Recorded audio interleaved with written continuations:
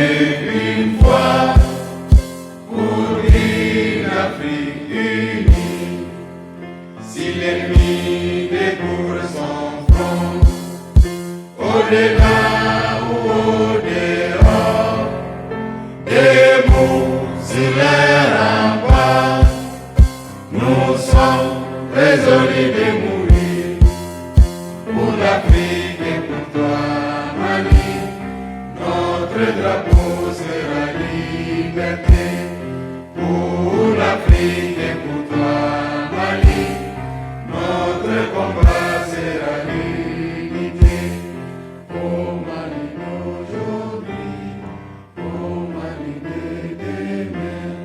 Les chants fleurissent d'espérance, les cœurs vibrent de confiance. Maliennes, Maliens, mes chers compatriotes,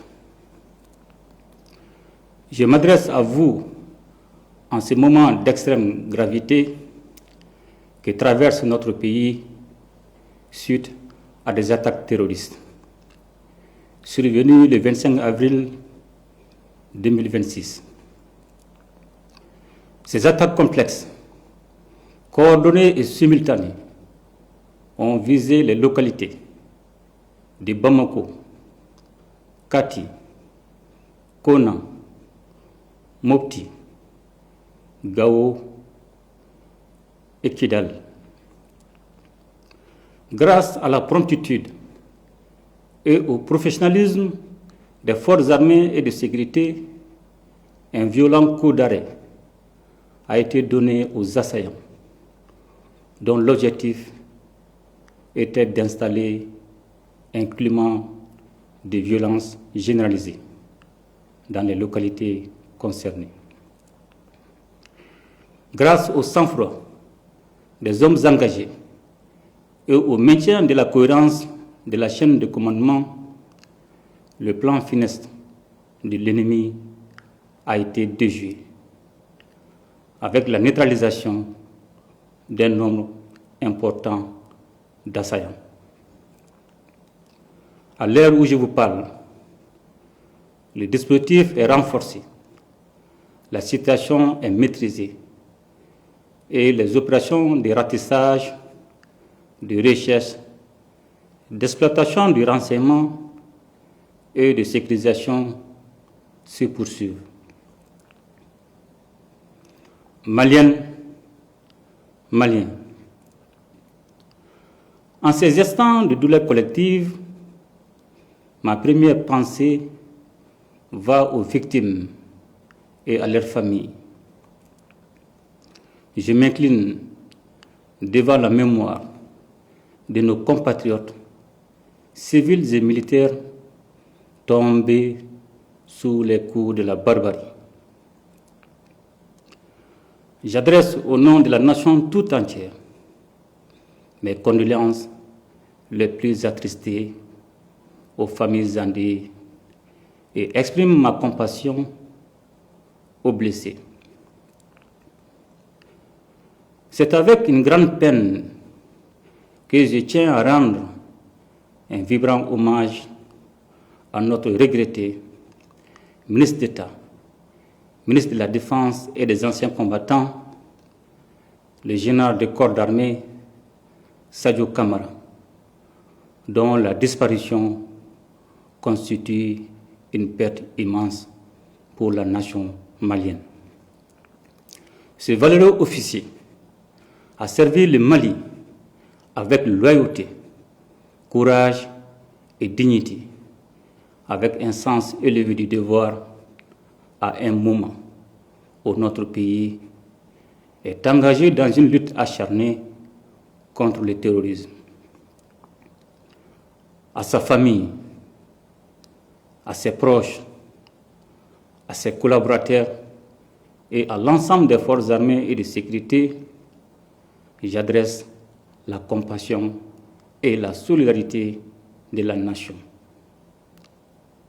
Son engagement restera gravé dans la mémoire collective et son sacrifice nous oblige.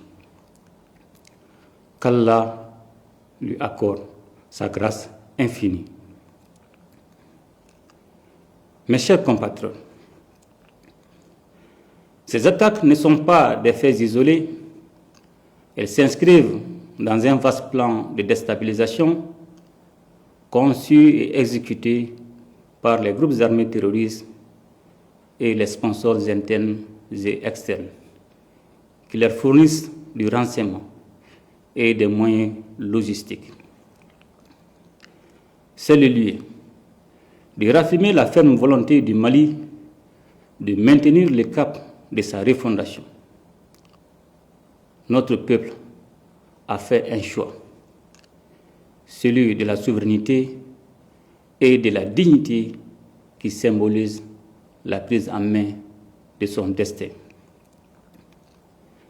Ce choix est l'expression d'une volonté nationale affirmée et assumée. Il a un prix et nous en sommes conscients. Bien que dur par sa nature, ce choix est le seul chemin qui vaille si nous voulons offrir à nos enfants un avenir libre, juste et prospère. Maliennes, Maliens, les épreuves que nous traversons en ces temps difficiles ne sont en réalité que des embûches sur la voie noble qui mène à la prospérité. Nous devons garder à l'esprit que c'est dans l'épreuve qu'une nation doit conforter sa cohésion et son unité. Un sursaut national est aujourd'hui indispensable et nous devons tous, comme un seul homme, nous ériger contre la division et la fracture sociale. Mes chers compatriotes,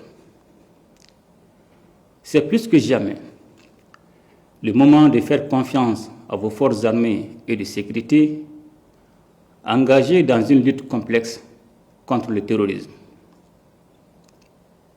Les opérations se poursuivront jusqu'à la neutralisation complète des groupes impliqués et le rétablissement durable de la sécurité sur l'ensemble du territoire national. Je demande également à chaque citoyen, dans chaque quartier, dans chaque fraction et dans chaque village, de faire preuve de vigilance et de responsabilité, appuyer nos services en transmettant par les canaux officiels toute information utile au renseignement et à la prévention. C'est pourquoi je vous exhorte aussi à ne pas céder aux rumeurs, aux messages d'affolement ni aux manipulations. Par ces temps qui courent, la désinformation peut devenir une arme au service des terroristes. Le Mali a besoin de lucidité et non de panique. Je salue, en cette circonstance, la synergie d'action au sein de la Confédération des États du Sahel, dont la force unifiée œuvre sans relâche à la pacification de notre espace. Je tiens également à reconnaître la qualité de la coopération avec nos partenaires stratégiques, notamment la Fédération de Russie. J'ai instruit le gouvernement de prendre toutes les mesures nécessaires pour renforcer l'assistance aux victimes, soutenir les familles endeuillées et accompagner les blessés. La solidarité nationale ne doit pas être un vain mot, elle doit être un geste, une présence, un soutien concret. Aucune violence, aucune intimidation, encore moins des tentatives désespérées de déstabilisation ne sauront inverser la marche de notre pays. La refondation se poursuivra, la souveraineté se consolidera, notre peuple, debout et résilient comme jamais, triomphera de cette épreuve. Qu'Allah bénisse le Mali et protège les Maliens. Je vous remercie.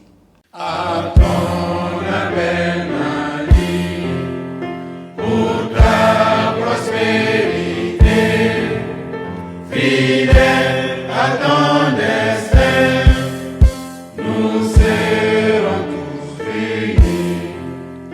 Un but, une foi, pour une Afrique unie. Si l'ennemi découvre son front, au-delà ou au-dehors, debout sur les remparts, nous sommes résolus de